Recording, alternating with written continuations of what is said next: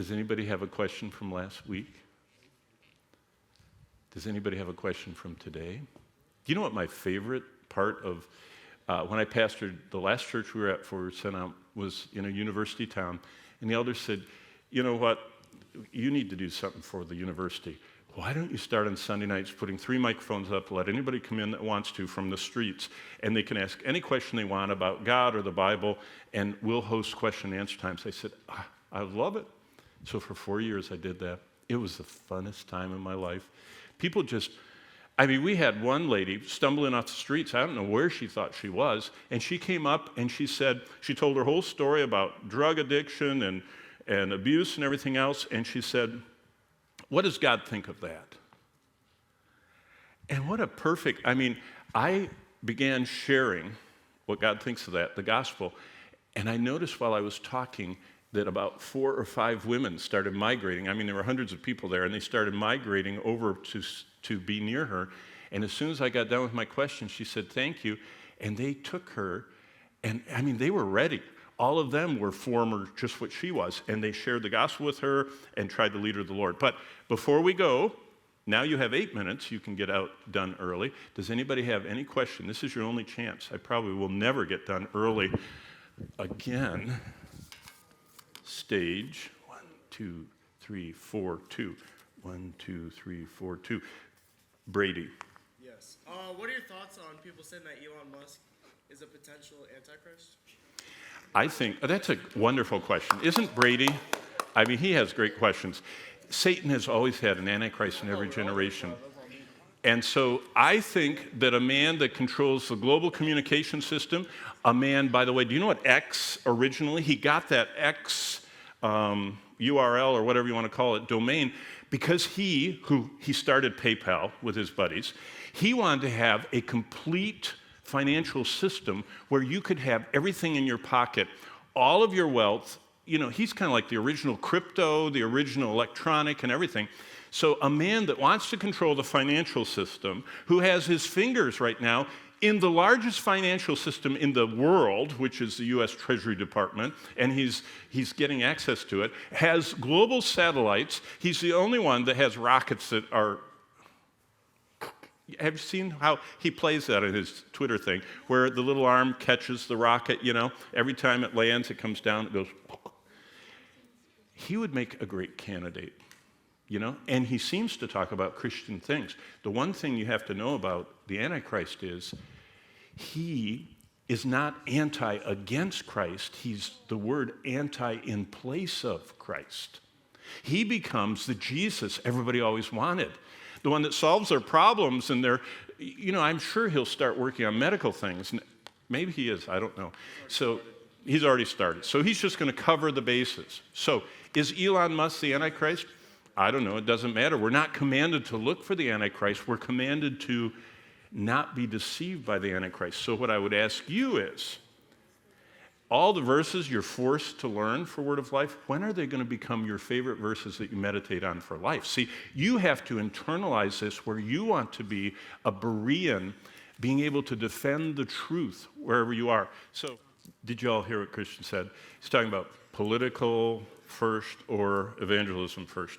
I'm apolitical, by the way. When I was in the most Republican state in the nation a while back in Oklahoma, I registered as a Democrat.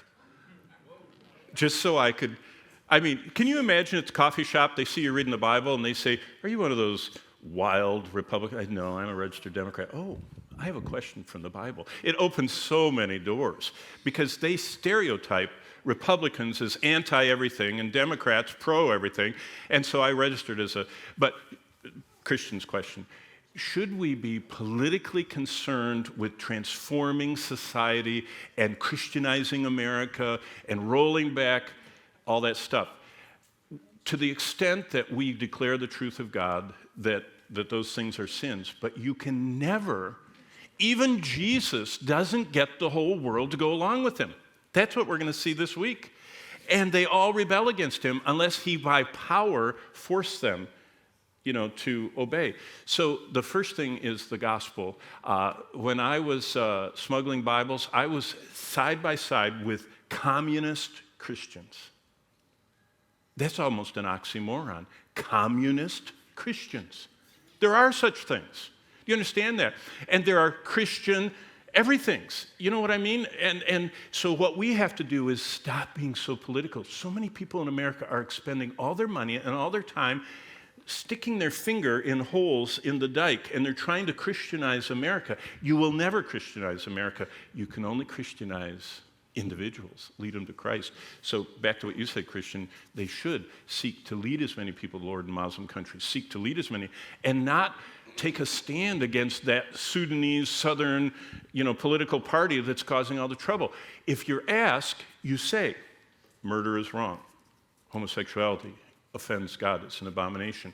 Abortion is killing of a life. If you're asked, but I don't want to be known what I'm against. I want to be known what I'm for. And I'm for people. I'm for the gospel. I'm for Jesus Christ. Do you know him? I would like to share him with you. You understand what I mean? Don't offend people for political reasons unnecessarily. So, Christian, what a great question. And we spent a whole hour on that. Zach, Nihus? I have to try and pronounce all your names. Babylon, if you think about it, starts back at the Tower of Babel. And a lot of it has to do with what we call civilization, commercialization, money, materialism. There are two twin infections Satan has been infecting the world with. The first one is religion. Religion is Satan's biggest card, and that's you making your own way to God. Then the other one is materialism. You don't need God. You have everything, this vacuum in your life filled by power or money or pleasures or whatever, and you get people to do your thing. So Babylon is a place, the Tower of Babel. It's the place where religion started, the false religions of idolatry. I'm doing my whole hour, Zach. You got me started, but that's a great question. But I think it's a place, but it's described as having 7 hills, and also it's described as being western. So that's why so many people have thought it's Rome. But Rome is a garbage-filled problem with their utility. I go to Rome almost every year. It's a very desperate place. I don't know how the Antichrist would rule the whole world from there, unless it's an ideological, Rome that he spreads everywhere. But it's a place that's in Revelation 18. It's a place that starts in Genesis 10 and 11, but it's a philosophy that has permeated our world, this materialism. So we'll cover that in 2.5 days.